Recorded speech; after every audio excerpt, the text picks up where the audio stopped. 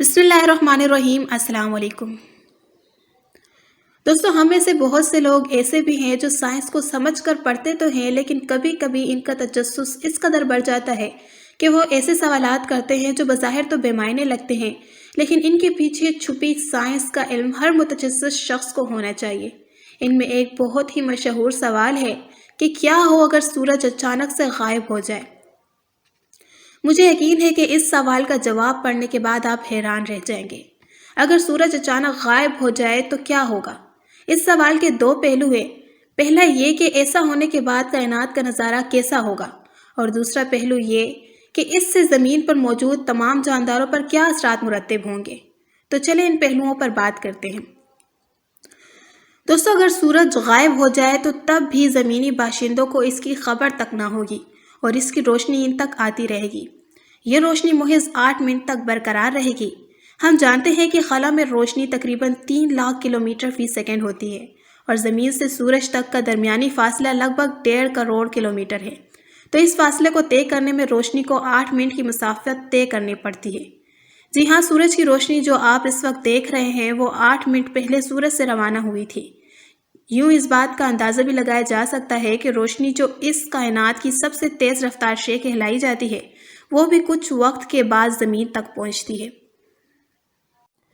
बहुत से लोगों का ये ख्याल होता है कि अगर ज़मीन सूरज की कशिश की वजह से इसके गिर्द महवर है, तो जैसे ही सूरज गायब होगा इसी वक्त ज़मीन भी अपने मदार से हटकर एक सीधे रास्ते पर चलने लग जाएगी।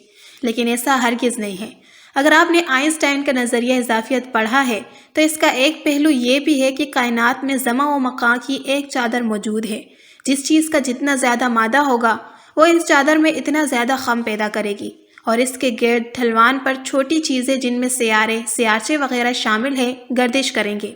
आइंस्टाइन ने यह भी बताया कि अगर कोई मादा इस चादर पर हरकत करेगा या अचानक गायब हो जाएगा तो इस चादर में लहरें, जिनको ग्रेविटेशनल व्यूज़ का नाम दिया गया है, बनेंगी और इन लहरों की फैलने की रफ्तार रोशनी की रफ्तार के बराबर होगी। इसका मतलब ये है कि सूरज के गायब होने के 8 मिनट बाद हमें इसके गायब होने का इल्म होगा। साथ ही साथ 8 मिनट बाद हमें ज़मा व मकां की चादर में खम ख़त्म होगा और इस वक्त ज़मीन अपने मदार से हटकर सीधे रास्ते पर रवा हो जाएगी। इसका मतलब ये है कि सूरज के गायब होने के 8 मिनट बाद हमें इसके गायब होने का इल्म होगा। साथ ही साथ 8 मिनट बाद ही ज़मा व मकां की चादर में खम ख़त्म होगा और इस वक्त ज़मीन अपने मदार से हटकर सीधे रास्ते पर रवा हो जाएगी।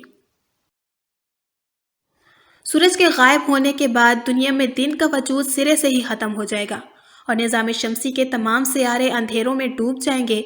सूरज ज़मीन पर रोशनी का वाहिद ज़रिया है और इसके गायब होने के बाद पूरे सियारे पर अंधेरों के साथ साथ शदीद ठंड भी अपने डेरे जमा लेगी। ऐन मुमकिन है कि चंद दिनों में पूरे कुर्रा पर ज़िंदगी का नामो निशान भी बाकी ना रहे। तो ये था जवाब कि अगर सूरज गायब हो जाए तो क्या होगा। लेकिन सूरज की मौत बाकी सितारों की तरह होगी। हम जानते हैं कि सूरज के मरकज़ में हाइड्रोजन और हीलियम के दरमियान कीमियाई अमल जारी है, जिसकी वजह से रोशनी और हरारत भी पैदा होती है। लेकिन इस अमल के नतीजे में कुछ और मादनियात भी बनती है, जिनमें लोहा भी शामिल है। इनके बनने की वजह से सूरज का हजम आहिस्ता आहिस्ता बढ़ रहा है।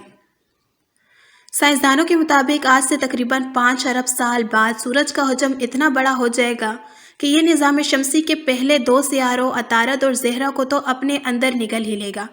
ताहम ज़मीन भी सूरज में जम हो जाएगी। सूरज इस हालत में इंतहाई लाल देव की तरह होगा। इसी वजह से इसे फिल्कियाती इस्तिलाह में रेड जाइंट कहते हैं।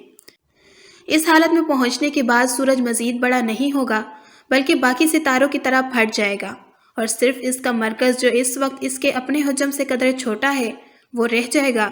चूँकि वो छोटा और सफ़ेद रोशन सितारा होगा, इसीलिए इसे सफ़ेद बोना सितारा का नाम दिया जाता है। सूरज के फटने के बाद खला में बिखरा मादा बिल्कुल इसी तरह ही लगेगा जैसे आज हम आसमान में नेबुला देखते हैं, जिनमें सबसे मशहूर और आयन नेबुला है। इसके बाद ये मादा ज़िया नहीं होगा, बल्कि इससे और बहुत से सितारे वजूद में आएंगे। सूरज की मौत के वक्त और इसके बाद यकीनन ना ज़मीन का वजूद होगा और ना ही ज़मीन पर बसने वाले लोगों का कोई पता होगा। हो सकता है कि तब तक हम इंसान कायनात के किसी और सितारे के गिर्द किसी ज़मीन की खोज कर लें और वहाँ मुंतकिल हो चुके हों।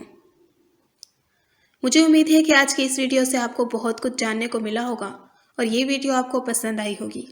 اگر یہ ویڈیو آپ کو اچھی لگی تو اسے لائک کیجیے اور مزید اس طرح کی انفارمیٹیو ویڈیوز کے لیے اس چینل کو ضرور سبسکرائب کریں۔ اب ملوں گی آپ سے نئی انٹرسٹنگ ویڈیو میں، تب تک کے لیے اپنا بہت سا خیال رکھیے گا۔ Thanks for watching this video.